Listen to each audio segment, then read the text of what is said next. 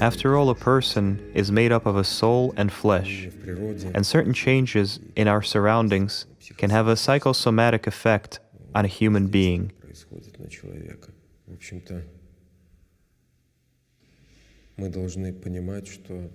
We need to understand that the period of depression, in a broader sense, and that the Holy Fathers consider depression to be one of the more difficult illnesses of the soul.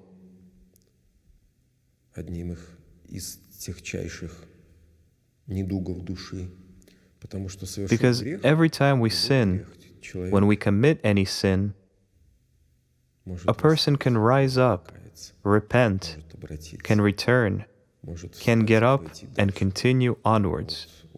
But depression is a certain state of being which ties people up by their hands and feet, disallows any movement, does not allow to get up.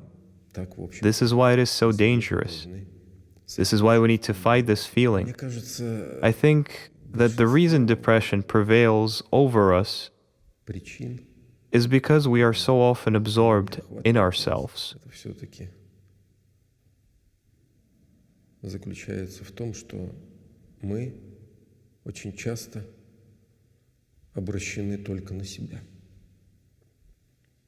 Metropolitan Anthony of Suresh gave good advice on the topic.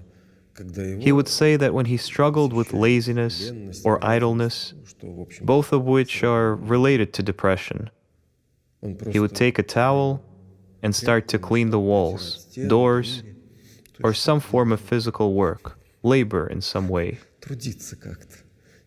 No way should people allow themselves to just lie down and give in to this feeling, this condition. You need to move. And perhaps this is truly good practical advice.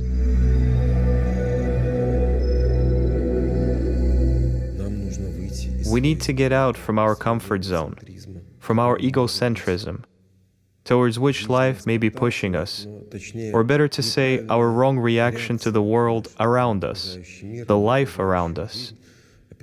Once again, Metropolitan Anthony uses very clear imagery. Corals are living creatures, and their shells grow on them gradually as a defense system from the outside world, from outside aggression. But in the end, the shell fully engulfs this living organism, and the coral dies as a living being. Only the shell remains. The same happens with us when we try to protect ourselves from everything in this world. When our response is only a defensive one. When we want to isolate ourselves and do not want to see anyone or hear anything. When we want to plant ourselves in our self-sustainability. Gradually, we become more and more protected and isolated. It becomes more difficult to hurt us, but in reality, we are dying. A human being is conceived by God, created by God for love, for communion with Him. And a person can grow and become as God has conceived him.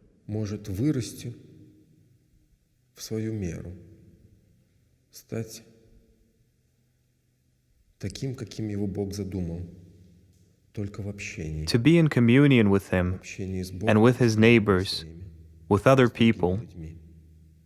A person is a social being, and as an individual can open up while interacting with others, and needs to renounce his ego and his egoism. And only this way can we grow within the measure of the stature of the fullness of Christ, as Apostle Paul wrote. But this is the path through the cross, through suffering, through getting hurt. It is what openness is. There is no other way.